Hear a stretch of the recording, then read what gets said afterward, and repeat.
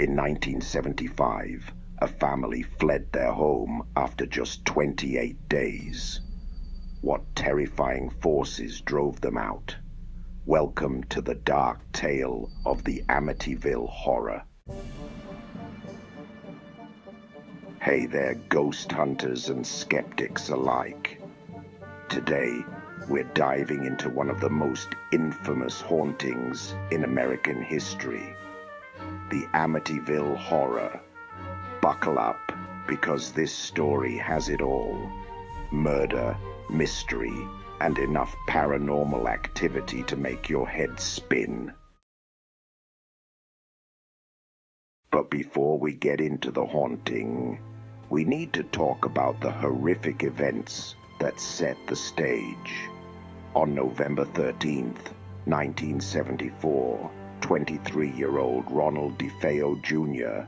brutally murdered 6 members of his family in this very house.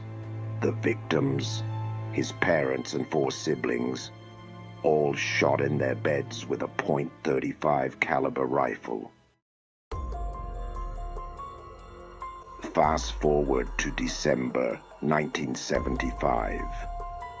George and Kathy Lutz, along with their 3 children, moved into the house, getting it at a bargain price due to its grim history. But their dream home quickly turned into a nightmare.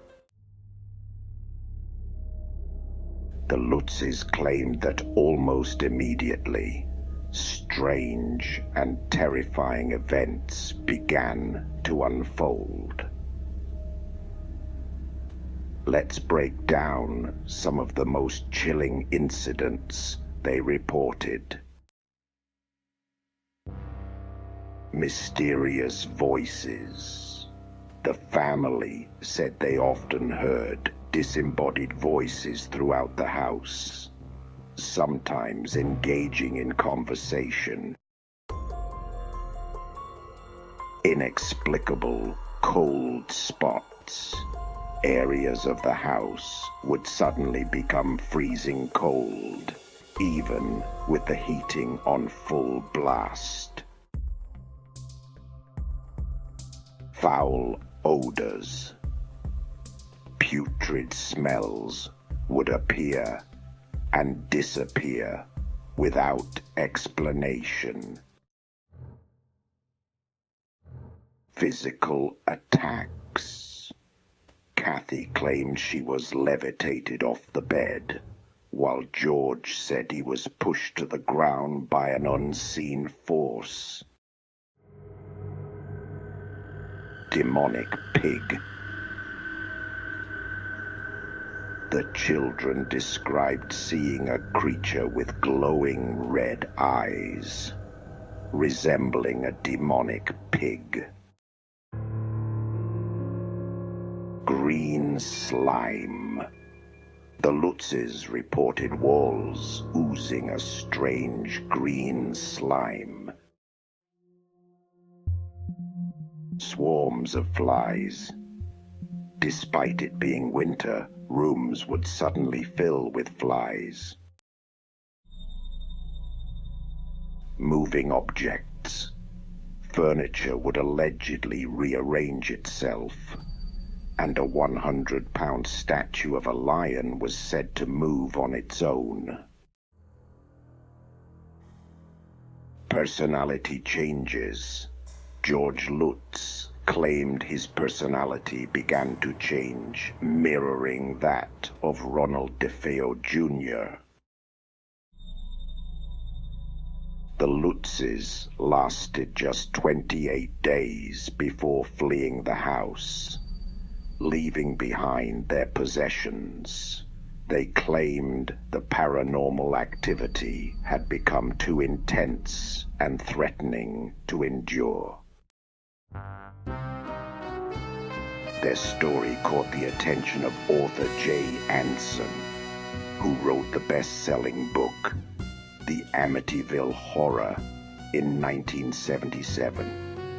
The book spawned a media franchise, including multiple films, forever cementing Amityville in pop culture. But here's where things get complicated. Over the years, many have questioned the validity of the Lutz's claims. Critics argue that the haunting was an elaborate hoax, concocted to make money off book and film rights. Skeptics point out inconsistencies in the Lutz's story and the lack of corroborating evidence. Some neighbors reported no unusual activity during the Lutz's stay. Even the lawyer William Weber, who represented Ronald DeFeo Jr., claimed he and the Lutz's fabricated the haunting over several bottles of wine. Despite the controversy, the house has been investigated multiple times by paranormal researchers, including the famous Ed and Lorraine Warren. While they claim to find evidence of paranormal activity, their findings remain disputed. Let's delve a bit deeper into some of the specific phenomena reported by the Lutzes. For instance, the mysterious voices were said to be more than just random noises. George Lutz described them as having distinct tones, and sometimes even speaking in full sentences, often in languages he couldn't understand. The inexplicable cold spots were another frequent occurrence. The family reported that these weren't just slight temperature drops, but intense and sudden chills that left them shivering uncontrollably even in the middle of summer. As for the foul odors, they weren't just unpleasant smells.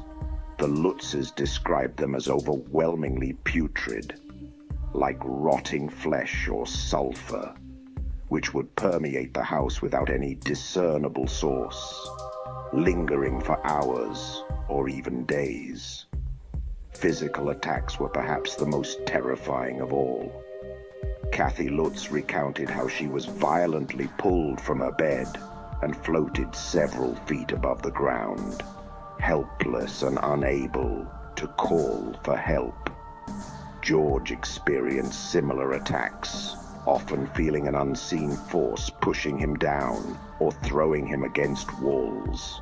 The demonic pig creature, seen mostly by the children, became a recurrent nightmare.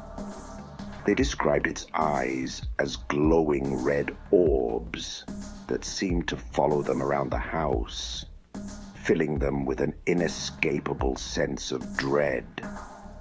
Green slime oozing from the walls sounds like something out of a horror movie. But the Lutzes insisted it was a real and baffling phenomenon. They could never trace its origin, and it would appear and disappear without warning. Flies swarming in the dead of winter added to the surreal terror. The Lutzes would find rooms infested with flies, despite freezing temperatures outside. And no matter how many they killed, more would always appear. The moving objects were not just small items, but large pieces of furniture, shifting positions overnight. The 100-pound lion statue's movement was particularly unsettling, as it would be found in different rooms or orientations without explanation. George's personality changes were another disturbing aspect. He felt himself becoming increasingly aggressive and hostile, mirroring Ronald DeFeo Jr.'s erratic behavior before the murders. This raised fears that the house's dark influence could push him to a similar fate. So, what really happened at 112 Ocean Avenue? Was it a genuine haunting born from the tragic murders that occurred there? Or was it an elaborate hoax, capitalizing on a grievous crime? The truth may never be fully known, but one thing's for certain. The Amityville Horror has left an indelible mark on American pop culture and our collective fascination with the paranormal. What do you think happened in the Amityville house? Was it truly haunted, or was it all a hoax? Let us know in the comments below. And if you enjoyed this deep dive into one of America's most infamous hauntings, don't forget to like and subscribe for more chilling tales from the paranormal world.